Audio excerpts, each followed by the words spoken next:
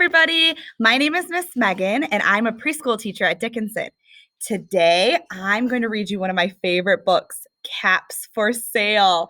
This book is a tale of a peddler, some monkeys, and their monkey business. Written and illustrated by Efsir Slobakina. Caps for Sale. Once there was a peddler who sold caps. But he was not like an ordinary peddler carrying his wares on his back. He carried them on top of his head. First, he had his own checkered cap, then a bunch of gray caps, a bunch of brown caps, a bunch of blue caps, and at the very top, a bunch of red caps. He walked up and down the streets, holding himself very straight as to not upset his caps. As he went along, he called, "Caps, caps for sale, 50 cents a cap." One morning, he couldn't sell any caps. He walked up the street and he walked down the street, calling, "Caps, caps for sale, 50 cents a cap." But nobody wanted any caps that morning. Nobody even wanted a red cap. He began to feel very hungry, but he had no money for lunch.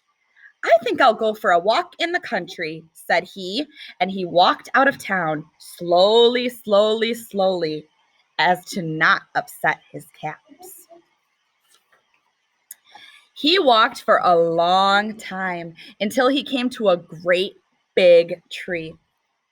"That's a nice place for a rest," thought he, and he sat down very slowly under the tree and leaned back little by little against the tree trunk so he would not disturb his caps on his head.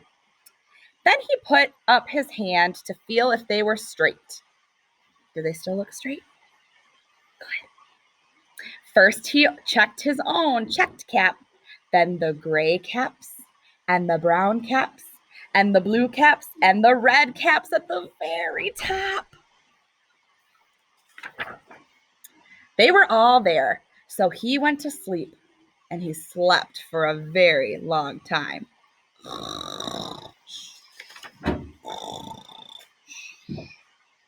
When he woke up, he was refreshed and rested. Stretch.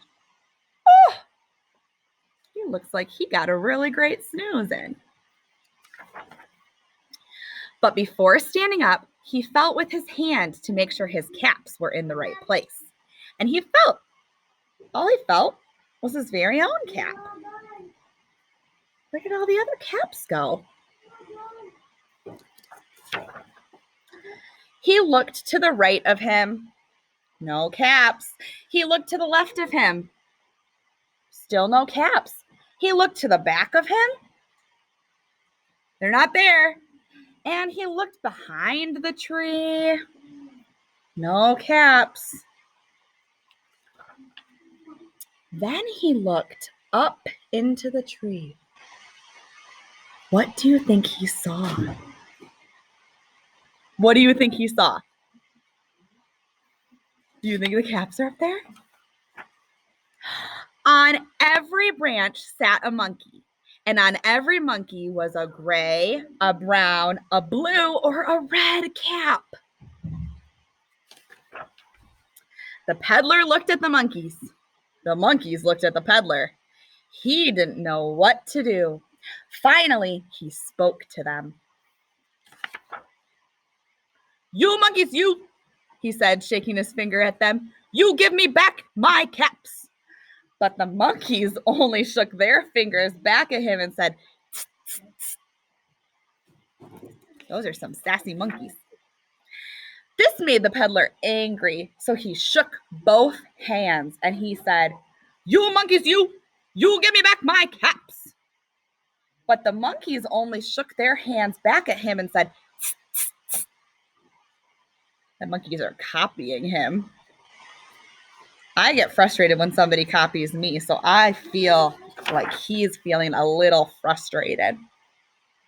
Now, he felt quite angry.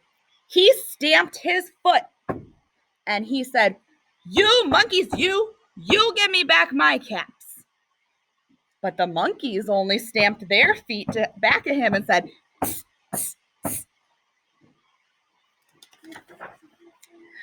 By this time, the peddler was very, very angry. He stamped both of his feet and he shouted, "You monkeys, you give me back my caps." But the monkeys only stamped both their feet back at him and said, "Tss, tss, tss." At last, he became so angry that he pulled off his own cap and he threw it on the ground and he began to walk away.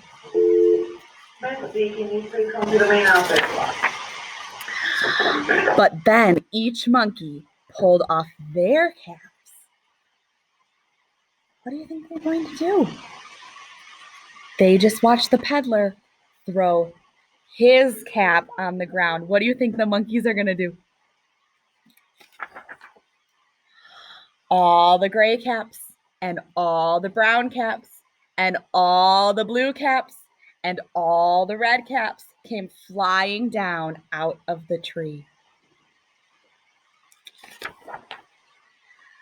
So the peddler picked up all his caps and put them back on his head.